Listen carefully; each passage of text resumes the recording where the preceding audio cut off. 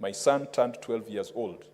And I would really tremble to think that I would send my son to school, to a boarding school, to pick up skills and to relate with other children, only for him to come back in a body bag. Mr. Speaker, if you read the story of Endarasha, it is a horror story. This is one of those things that if our committees were properly resourced, the first business would have been for the relevant committee, be it education or security, to go to Endarasha, to go there and establish the facts. We cannot trust the government to tell the story. We cannot trust the executive to tell the story. And that is why Parliament exists, such that if there is something that has happened in this nation, and Kenyans are very skeptical of the account that the National Executive provides. Mr. Speaker, I want to encourage the relevant committee. If all of us cannot go to Endarasha, we must go there. We must establish the facts. We must assure the parents that it is safe to reopen the school.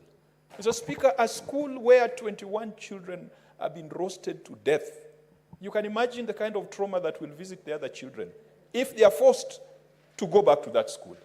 And why would parents be forced to send their children back to that school? Because they are paid fees for the entire year, and they don't have an option to transfer their children. Mr. Speaker, we need to be empathetic, and Endarasha Hillside Academy summarizes the state of education in this country, that it doesn't matter, children can die as long as you don't touch the mountain.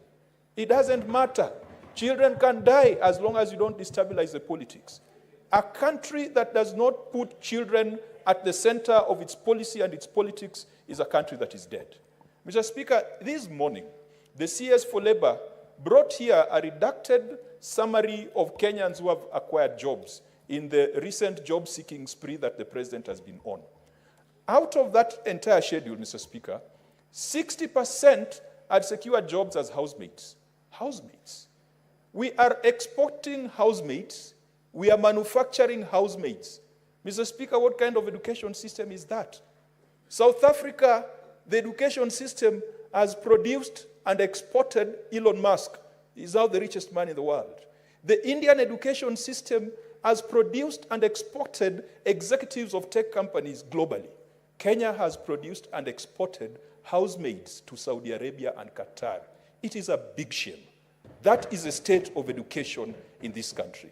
Mr. Speaker, I believe that if there is a crisis that we need to deal with today, it is the education crisis that is manifested in strikes at all levels, from primary to secondary to universities.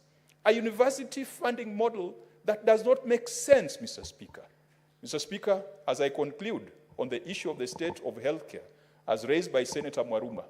Senator Mwaruma, some of these strikes by our doctors, they relate to delays in exchequer releases. But sometimes, the county governments deduct money from staff and they do not remit. And Mr. Speaker, if you allow me just 1 minute to inform Senator Sifuna, who was very hard on CS Mbadi earlier in the morning. It is unfortunate I was not here to provide that information at that point. Mr. Speaker, CS Mbadi, after meeting the president, had an appointment with his tailor. Yesterday,